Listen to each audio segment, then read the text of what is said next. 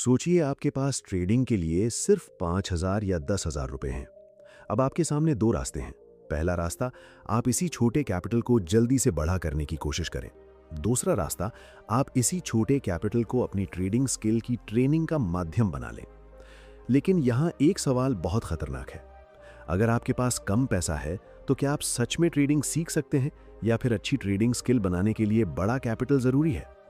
सच ये है कि बहुत सारे बिगिनर्स यहीं सबसे बड़ी गलती करते हैं।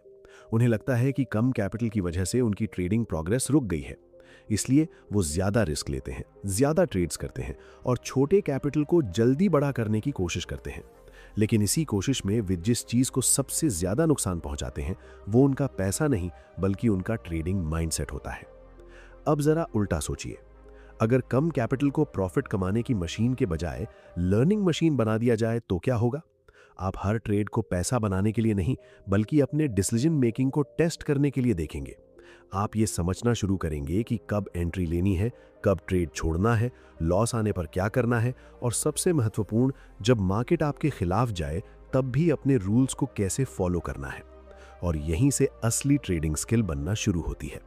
लेकिन सवाल अभी भी वही है, कम कैपिटल में आखिर कितना रिस्क लेना चाहिए, कितनी प्रैक्टिस करनी चाहिए, क्या पेपर ट्रेडिंग काफी है, कितने ट्रेड्स करने चाहिए और सबसे महत्वपूर्ण, कम पैसे के साथ ऐसा क्या किया जाए जिससे कैपिटल धीरे धीरे नहीं बल्कि आपकी स्किल तेजी से ग्रो करे। इस वीडियो में हम इसी पूरी प्रोसेस को समझेंगे, क्योंकि अगर आपने शुरुआत में कैपिटल बढ़ाने के बजाय अपनी स्किल बढ़ाना सीख लिया तो आपकी ट्रेडिंग जर्नी की दिशा ही बदल सकती है। चलिए समझते हैं कम पैसों में ट्रेडिंग स्किल को सही तरीके से कैसे बेहतर किया जाए। और हाँ दोस्तों, अगर आप ट्रेडिंग को सिर्फ देखने के बजाय सच में सीखना चाहते हैं तो एक बात ध्यान रखिए, सही नॉलेज की कीमत हमेशा होती है। मैंने अपना इंट्राडे और स्कैल्पिंग ट्रेडिंग का पूरा वीडियो कोर्स बहुत गहराई से तैयार किया है ताकि आप ट्रेडिंग को एक सीरियस स्किल की तरह सीख सकें और अपनी लर्निंग को एक सही डायरेक्शन दे सकें। और सबसे खास बात, इस पूरे कोर्स की कीमत सिर्फ 999 रुपये रखी गई है। अगर आप लंबे समय से ट्रेडिंग सीखने के बारे में सोच रहे थे लेकिन सही गाइडेंस और स्ट्रक्चर्ड लर्निंग नहीं मिल पा रही थी, तो शायद यही वो मौका है जिसका आपको इंतजार था। और अगर आपका इंटरेस्ट स्विंग ट्रेडिंग में है तो उसका अलग पूरा कोर्स भी सिर्फ 999 रुपये में उपलब्ध है। आप अपनी ज़रूरत के हिसाब से इंट्राडे और स्कैल्पिंग कोर्स या स्विंग ट्रेडिंग कोर्स चुन सकते हैं। अगर आप ट्रेडिंग को सीरियसली सीखना चाहते हैं तो इसे सिर्फ एक खर्च की तरह मत देखिए, इसे अपनी लर्निंग और स्किल पर इन्वेस्टमेंट की तरह देखिए। कोर्स का लिंक डिस्क्रिप्शन, बायो और पिन कमेंट में दिया गया है। अगर आप सीखने के लिए तैयार हैं तो अभी जाकर कोर्स देखिए और अपनी ट्रेडिंग जर्नी को एक सही डायरेक्शन दीजिए। तो चलिए वीडियो को शुरू करते हैं। दोस्तों, जब आपके पास ट्रेडिंग के लिए बहुत ज्यादा पैसा नहीं होता तब सबसे बड़ी गलती यह होती है कि आप अपने छोटे कैपिटल को जल्दी से बड़ा करने की कोशिश करने लगते हैं। आपको लगता है कि अगर मेरे पास सिर्फ 5,000 या 10,000 रुपए हैं तो मुझे हर दिन कुछ ना कुछ प्रॉफिट निकालना ही होगा, और यहीं से ट्रेडिंग सीखने के बजाय पैसा बनाने की जल्दी शुरू हो जाती है। लेकिन मैं आपसे एक सवाल पूछना चाहता हूं, अगर आपके पास कम पैसा है तो क्या आपका सबसे बड़ा लक्ष्य पैसा कमाना होना चाहिए? नहीं। शुरुआत में आपका सबसे बड़ा लक्ष्य होना चाहिए अपनी ट्रेडिंग स्किल को इतना मजबूत करना कि भविष्य में कैपिटल बढ़ने के बाद भी आपकी गलतियां कैपिटल के साथ ना बढ़ें। क्योंकि मार्केट में एक बहुत दिलचस्प चीज होती है, जब कैपिटल छोटा होता है तो ट्रेडर अक्सर सोचता है कि ज्यादा पैसा होता तो मैं बेहतर ट्रेड कर पाता। लेकिन जब वही ट्रेडर ज्यादा कैपिटल लेकर मार्केट में आता है तो उसे पता चलता है कि समस्या कैपिटल की थी ही नहीं, समस्या उसका माइंडसेट, रिस्क मैनेजमेंट और डिसीजन मेकिंग था। मान लीजिए आपके पास 10,000 रुपए हैं, आपने एक ट्रेड लिया और उसमें 300 रुपए का लॉस हो गया। अगर आपका माइंडसेट ये कहता है कि मुझे ये 300 रुपए आज ही वापस निकालने हैं, तो अब आपका अगला डिसीजन मार्केट के आधार पर नहीं होगा, वो आपके इमोशन के आधार पर होगा। आप जल्दी एंट्री ले सकते हैं, ज्यादा रिस्क ले सकते हैं, अपने स्टॉप लॉस को बदल सकते हैं, और अगर दूसरा ट्रेड भी गलत हो गया तो आप तीसरे ट्रेड में और बड़ा रिस्क लेने लगेंगे। यानी शुरुआत में आपने सिर्फ 300 रुपए खोए थे, लेकिन उस लॉस को रिकवर करने की जल्दबाजी में आप अपने पूरा ट्रेडिंग डिसिप्लिन खो सकते हैं। अब इसी सिचुएशन को दूसरी तरह से देखिए। अगर आप कम कैपिटल को प्रॉफिट बनाने का साधन मानने के बजाय ट्रेनिंग कैपिटल मानते हैं तो आपका पूरा बिहेवियर बदल जाता है। आप खुद से कहते हैं, मेरा काम आज पैसा बनाना नहीं है, मेरा काम आज ये देखना है कि क्या मैं अपने रूल्स फॉलो कर सकता हूं। अगर ट्रेड प्रॉफिट में चला गया तो आप खुश हो सकते हैं लेकिन ओवर कॉन्फिडेंट नहीं होंगे। अगर ट्रेड लॉस में चला गया तो आप परेशान हो सकते हैं लेकिन रिवेंज ट्रेडिंग नहीं करेंगे। यही छोटा सा फर्क धीरे धीरे आपकी ट्रेडिंग साइकोलॉजी को बदलना शुरू करता है।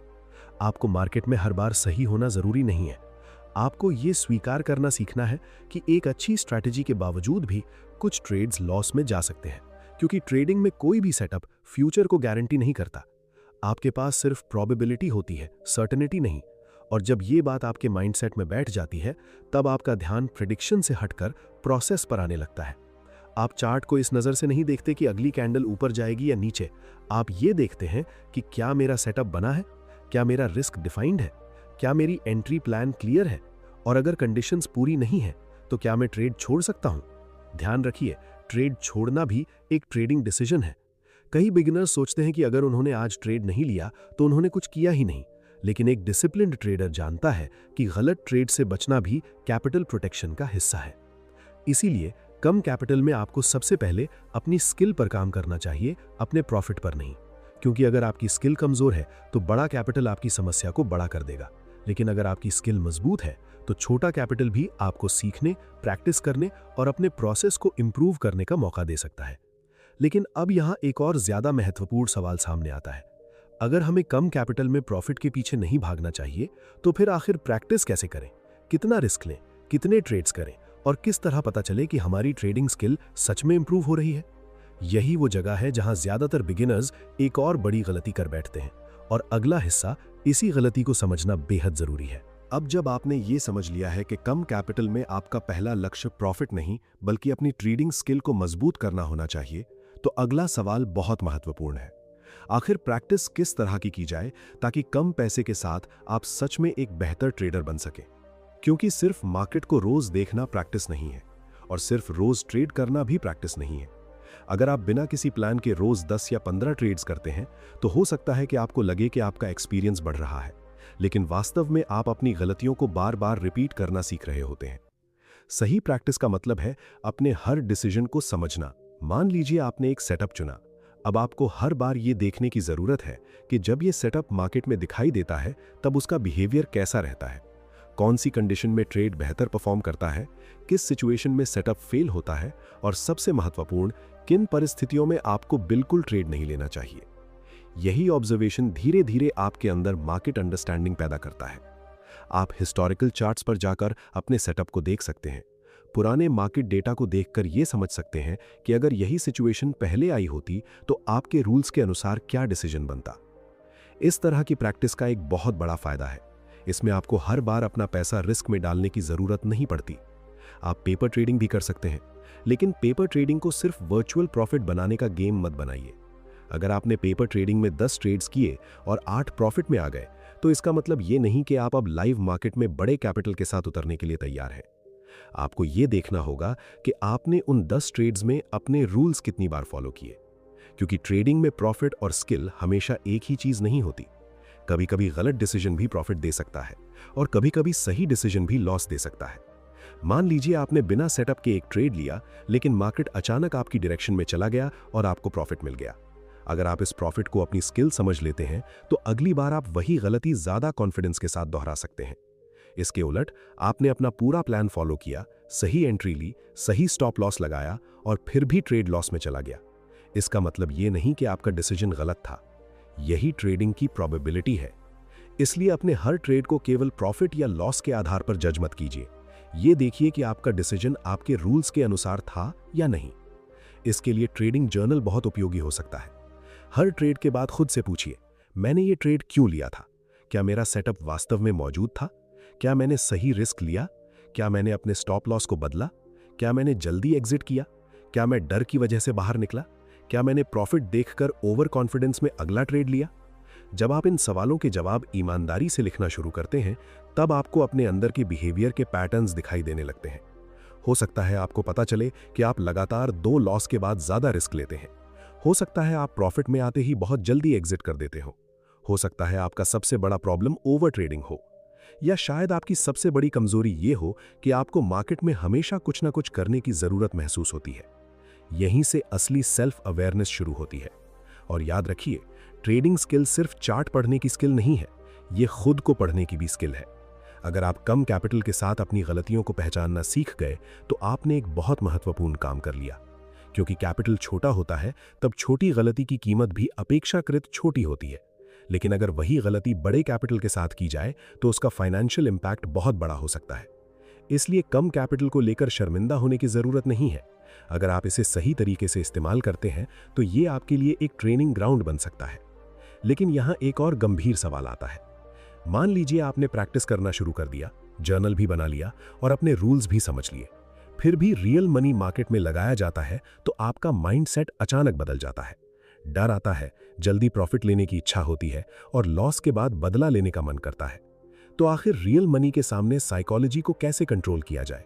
क्योंकि यही वो जगह है जहां नॉलेज और वास्तविक ट्रेडिंग स्किल के बीच का असली अंतर दिखाई देता है। अब तक हमने समझा कि कम कैपिटल में ट्रेडिंग सीखने का मतलब सिर्फ ज़्यादा ट्रेड्स करना नहीं है। आपको अपने सेटअप को समझना है, प्रैक्टिस करनी है, जर्नल बनाना है और अपने डिसीजंस को रिव्यू करना है। लेकिन अब हम ट्रेडिंग की उस जगह पर आते हैं जहां बहुत से बिगिनर्स की सारी नॉलेज अचानक कमज़ोर पड़ जाती है। वो जगह है रियल मनी। जब आप पेपर ट्रेडिंग करते हैं तब लॉस सिर्फ एक नंबर होता है, लेकिन जब वही पैसा आपके असली अकाउंट से कटता है तो आपका माइंडसेट बदल सकता है। आपको लगता है कि मैंने पैसा खो दिया, अब इसे वापस निकालना ही होगा। और यहीं से इमोशन ट्रेडिंग को कंट्रोल करना शुरू करता है। मैं आपको एक बात बहुत स्पष्ट रूप से समझाना चाहता हूं। मार्केट में आपका सबसे बड़ा दुश्मन कोई इंडिकेटर, कोई स्ट्रैटेजी या कोई दूसरा ट्रेडर नहीं है। सबसे बड़ी चुनौती है उस समय अपने डिसीजन को कंट्रोल करना जब मार्केट आपकी उम्मीद के अनुसार नहीं चल रहा हो। मान लीजिए आपने एक ट्रेड लिया, आपने एंट्री से पहले अपना रिस्क तय किया था, आपने स्टॉप लॉस भी तय किया था, लेकिन मार्केट ने आपकी डायरेक्शन के उलट चलना शुरू कर दिया। अब आपके सामने दो विकल्प हैं। पहला, आप अपने प्लान के अनुसार लॉस एक्सेप्ट करके बाहर निकल जाएं। दूसरा, आप खुद से कहें थोड़ा और वेट करता हूं, शायद मार्केट वापस आ जाए। दूसरा डिसीजन सुनने में बहुत सामान्य लगता है, लेकिन यहीं से एक छोटा और डिफाइंड लॉस धीरे धीरे बड़ा लॉस बन सकता है, क्योंकि अब आप मार्केट को ऑब्जर्व नहीं कर रहे, आप अपनी उम्मीद को बचाने की कोशिश कर रहे हैं। ट्रेडिंग में आपको यह स्वीकार करना होगा कि हर ट्रेड आपके पक्ष में नहीं जाएगा। अगर आपके पास एक अच्छी स्ट्रैटेजी भी है, तब भी कुछ ट्रेड्स लॉस में जाएंगे। और अगर आप हर लॉस को रोकने की कोशिश करेंगे तो आप मार्केट की रियलिटी से लड़ने लगेंगे। एक प्रोफेशनल माइंडसेट का मतलब ये नहीं है कि आपको लॉस अच्छा लगने लगे। इसका मतलब है कि आप समझने लगें कि कंट्रोल्ड लॉस भी ट्रेडिंग प्रोसेस का हिस्सा है। मान लीजिए आपने एक ट्रेड में अपने कुल कैपिटल का बहुत छोटा हिस्सा रिस्क किया। ट्रेड आपके खिलाफ गया और स्टॉप लॉस हिट हो गया। अब आपका काम ये नहीं है कि उसी लॉस को उसी दिन वापस निकालना है। आपका काम ये देखना है कि क्या आपने अपना प्लान फॉलो किया था। अगर किया था तो ट्रेड का रिजल्ट आपकी स्किल का अकेला प्रमाण नहीं है। लेकिन अगर आपने रूल तोड़ा था तो आपको खुद से ईमानदार होना होगा, क्योंकि ट्रेडिंग में सबसे खतरनाक चीज लॉस नहीं है, सबसे खतरनाक चीज है लॉस से गलत लेसन सीखना। अगर आपने एक गलत ट्रेड से प्रॉफिट कमा लिया और उसे अपनी स्किल समझ लिया तो आप उस गलती को दोबारा करेंगे। और अगर आपने एक सही ट्रेड में लॉस कर लिया और उसे फेलियर समझ लिया तो आप अपने अच्छे सेटअप पर भी भरोसा खो सकते हैं। इसलिए हर ट्रेड के बाद खुद से ये मत पूछिए कि मैंने कितना कमाया या कितना गमाया। पहले ये पूछिए, क्या मैंने अपने रूल्स फॉलो किए? यही सवाल आपकी ट्रेडिंग साइकोलॉजी को धीरे धीरे बदल सकता है। और एक और महत्वपूर्ण बात, कम कैपिटल में आपको अपनी इमोशनल एक्सपोजर भी कम रखनी चाहिए। अगर एक छोटा सा लॉस आपको बेचैन कर देता है, नींद खराब कर देता है या अगले ट्रेड में ज़्यादा रिस्क लेने के लिए मजबूर करता है, तो इसका मतलब है कि आपका रिस्क आपके लिए बहुत बड़ा है। रिस्क ऐसा होना चाहिए जिसे आप इमोशनली हैंडल कर सके, क्योंकि जब रिस्क छोटा और डिफाइंड होता है तब आपके पास सोचने की क्षमता बची रहती है। आप मार्केट को ज़्यादा न्यूट्रल तरीके से देख सकते हैं, और यही न्यूट्रल थिंकिंग ट्रेडिंग में बहुत महत्वपूर्ण है। आपको मार्केट से ये उम्मीद नहीं करनी चाहिए कि वो आपके अनुसार चलेगा। आपको केवल इतना तय करना है कि अगर मार्केट आपकी डायरेक्शन में गया तो आप क्या करेंगे, और अगर मार्केट आपके खिलाफ गया तो आप क्या करेंगे। यानी आपको प्रेडिक्शन से ज़्यादा प्रेपरेशन पर ध्यान देना है। यही सोच धीरे धीरे एक बिगिनर को ट्रेडर बनने की दिशा में ले जाती है। लेकिन अभी एक और बड़ा सवाल बाकी है। मान लीजिए आपने अपने इमोशन को कंट्रोल करना शुरू कर दिया, रिस्क छोटा कर दिया और रूल्स फॉलो करने लगे। फिर अगला सवाल ये है कि आपको कैसे पता चलेगा कि आपकी ट्रेडिंग स्किल वास्तव में इंप्रूव हो रही है या आप सिर्फ वही गलतियां नए तरीके से दोहरा रहे हैं। और इसका जवाब सिर्फ प्रॉफिट और लॉस देखकर नहीं मिलेगा। अगले हिस्से में हम इसी असली मेजरमेंट को समझेंगे। अब तक आपने समझ लिया है कि कम कैपिटल में ट्रेडिंग सीखने के लिए सिर्फ पैसा लगाना जरूरी नहीं है। आपको अपने सेटअप को समझना है, प्रैक्टिस करनी है, जर्नल बनाना है और सबसे महत्वपूर्ण, रियल मनी के साथ अपने इमोशन को कंट्रोल करना सीखना है। लेकिन अब एक बहुत जरूरी सवाल है, आपको कैसे पता चलेगा कि आपकी ट्रेडिंग स्किल वास्तव में इंप्रूव हो रही है? बहुत से ट्रेडर्स इसका जवाब सिर्फ प्रॉफिट देखकर देते हैं। अगर इस महीने प्रॉफिट हुआ तो उन्हें लगता है कि वे इंप्रूव कर रहे हैं, अगर लॉस हुआ तो उन्हें लगता है कि उनकी स्ट्रैटेजी खराब है। लेकिन ये सोच अधूरी है। ट्रेडिंग में इंप्रूवमेंट को केवल प्रॉफिट और लॉस से मेजर नहीं किया जा सकता। आपको अपने डिसीजन की क्वालिटी देखनी होगी। मान लीजिए आपने लगातार 5 ट्रेड्स किए और 3 ट्रेड्स लॉस में गए। पहली नजर में ये खराब रिजल्ट लग सकता है, लेकिन अगर उन 5 ट्रेड्स में आपने अपना सेटअप फॉलो किया, रिस्क डिफाइन रखा और अपने रूल्स नहीं तोड़े, तो संभव है कि आपका प्रोसेस पहले से बेहतर हुआ हो। इसके उलट अगर आपने 5 ट्रेड्स में प्रॉफिट किया, लेकिन हर ट्रेड में बिना प्लान के एंट्री ली, स्टॉप लॉस हटाया और सिर्फ लक की वजह से पैसा बनाया, तो आपको खुद को इंप्रूव ट्रेडर नहीं समझना चाहिए। क्योंकि प्रॉफिट हमेशा स्किल का प्रूफ नहीं होता और लॉस हमेशा फेलियर का प्रूफ नहीं होता। आपको अपने ट्रेडिंग जर्नल में एक चीज लगातार ट्रैक करनी चाहिए। क्या आप अपने रूल्स को पहले से ज्यादा कंसिस्टेंटली फॉलो कर पा रहे हैं? क्या आप बिना सेटअप के ट्रेड लेने से बच रहे हैं? क्या आप लॉस के बाद रिवेंज ट्रेडिंग कम कर रहे हैं? क्या आप प्रॉफिट के बाद ओवर कॉन्फिडेंस से बच पा रहे हैं? क्या आपका रिस्क पहले से ज्यादा कंट्रोल्ड है? अगर इन सवालों के जवाब धीरे धीरे बेहतर हो रहे हैं, तो समझिए आपकी स्किल डेवलप हो रही है। और यहां पेशेंस बहुत जरूरी है। आपको 1-2 दिन या 5-10 ट्रेड्स के बाद अपने आप को जज नहीं करना चाहिए। ट्रेडिंग स्किल एक प्रोसेस है, इसे समय चाहिए। आपका लक्ष्य ये नहीं होना चाहिए कि हर दिन कुछ कमाया जाए।